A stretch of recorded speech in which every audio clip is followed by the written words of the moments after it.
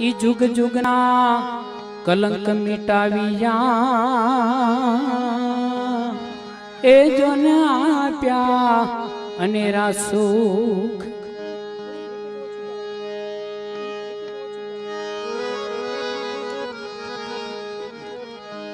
દલિત કુળના દેવ છે વીરમાયો ને રોહિદાસ ઈ માનવતાના હકય પાવિયા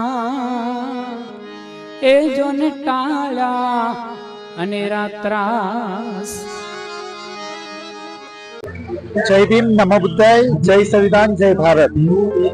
વિશ્વનો મહત્વપૂર્ણ ઐતિહાસિક દિવસ આપણે સૌ જાણીએ છીએ, જેમ કે કરોડો અબજો લોકોના અને આખા વિશ્વના મહાન આપણે જે કહીએ છીએ વિશ્વરત્ન મહામાનવ સંવિધાન નિર્માતા ડોક્ટર બાબા સાહેબ આંબેડકર મહાપરિનિર્વાણ દિવસ આપ જોઈ શકો છો। ભાવનગર ખાતે અત્યારે ડોક્ટર બાબા સાહેબ આંબેડકર પ્રતિમા 6 ડિસેમ્બર 2025 રોજ હજારોની સંખ્યામાં આપ જોઈ શકો છો ડોક્ટર બાબા સાહેબ આંબેડકરના અનુયાયીઓ અહીંયા આદરાંજલિ આપવા માટે મહામાનવને આવ્યા છે। આ સાથે જ આપણી સાથે જે બહુજન એડિટર ચેનલ જે ખૂબ જ સરસ રીતે ચલાવી રહ્યા છે એવા નીતિનભાઈ જોગતિયા, તેઓએ અમને નમ્ર વિનંતી કરી છે કે 6 ડિસેમ્બરના રોજ ડોક્ટર બાબા સાહેબ આંબેડકર મહાપરિનિર્વાણ દિવસ જ્યારે આજે છે ત્યારે શું સંદેશો ડોક્ટર બાબા સાહેબ આંબેડકરના અનુયાયીઓ આપવા માંગે છે। આ તકે હું કહેવા માંગીશ, આ ખૂબ જ દુઃખદ દિવસ છે। ડોક્ટર બાબા સાહેબ આંબેડકર જેઓ કે આજના દિવસે તેમનું મહાપરિનિર્વાણ થયું। સાથીઓ, ડોક્ટર બાબા સાહેબ આંબેડકર આખા વિશ્વના સૌથી મહાન વ્યક્તિ આપણે સૌ જાણીએ છીએ। બાબા સાહેબ આંબેડકરે કહ્યું છે, સૌ પ્રથમ એમણે કહ્યું કે આપણે સૌએ શિક્ષિત બનવું જોઈએ। તો આ તકે અમે કહેવા માંગીએ છીએ કે ડોક્ટર બાબા સાહેબ આંબેડકરનું વાંચન, એમના પુસ્તકોનું અધ્યયન કરવું ખૂબ જ જરૂરી છે। તો અહીંયા આપણી સાથે જ અભ્યાસુ અનુયાયીઓ પણ અહીંયા સાથે છે, યુવાનો પણ આપણી સાથે છે, આપ જોઈ શકો છો। આ સાથે જ આપણે સૌના મંતવ્યો અને વિચારો પણ આપણે લેવાના છે।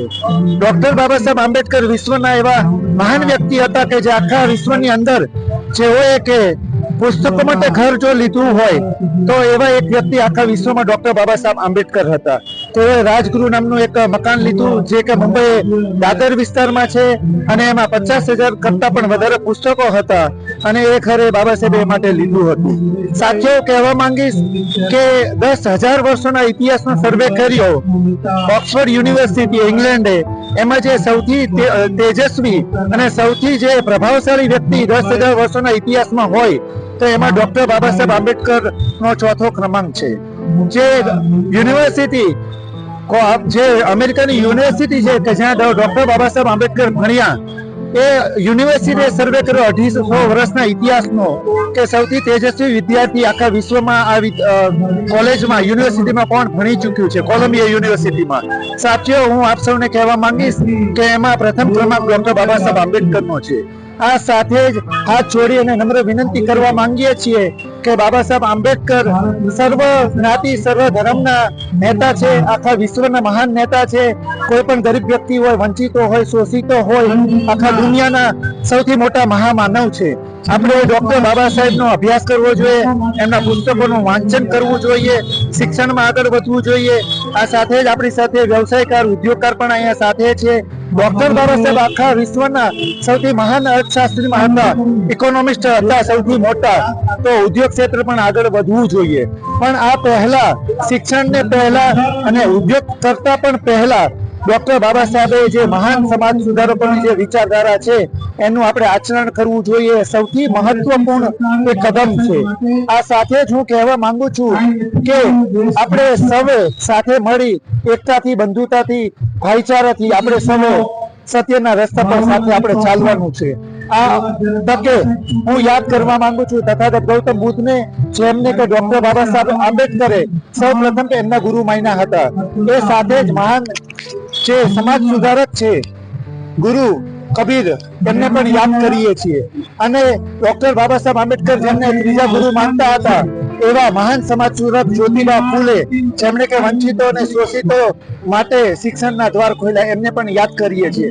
આ સાથે જ હવે મહત્વપૂર્ણ વાત અત્યારે હવે હું કરવા જઈ રહ્યો છું એ મારી હાથ જોડી અને નમ્ર વિનંતી છે ભારત સરકારને, ગુજરાત સરકારને.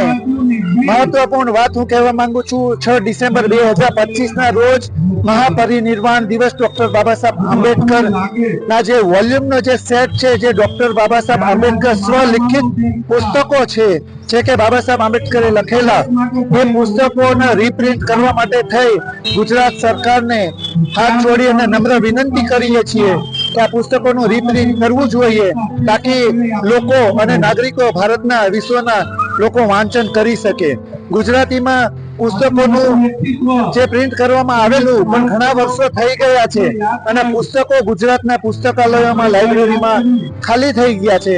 તો હવે આ પુસ્તકોને જો રીપ્રિન્ટ કરવામાં આવે, 22 પુસ્તકો વોલ્યુમનો સેટ છે જે ડોક્ટર બાબા સાહેબ આંબેડકરે પોતે લખેલો છે, એ આપણે ઘર ઘર સુધી પહોંચાડવા માટે થઈ ગુજરાત સરકારને વિનંતી કરીએ છીએ. આ સાથે જ મહત્વપૂર્ણ વાત કરવા માંગુ છું કે વિશ્વરત્ન ડોક્ટર બાબા સાહેબ આંબેડકર, સંવિધાન નિર્માતા, જે આખા વિશ્વનું શ્રેષ્ઠ સંવિધાન ડોક્ટર બાબા સાહેબ આંબેડકરે ભારત દેશનું બનાવ્યું, તો ઘર ઘર સુધી સંવિધાન પહોંચે એટલા માટે નમ્ર વિનંતી કરીએ છીએ ભારત સરકારને કે જે સંવિધાન છે એ સંવિધાનને પણ એવું એનું મૂલ્ય રાખવું જોઈએ કે તમામ નાગરિકો સુધી એ પહોંચી શકે.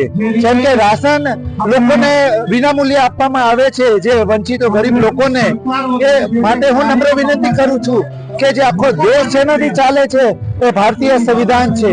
તો ભારતીય સંવિધાન તમામ ભારતના નાગરિકોને ઉપલબ્ધ કરાવવું જોઈએ ભારત સરકાર દ્વારા, એવી નમ્રપણે આ તકે હું વિનંતી કરવા માંગુ છું. જય ભીમ, નમો બુદ્ધાય, જય સંવિધાન, જય ભારત.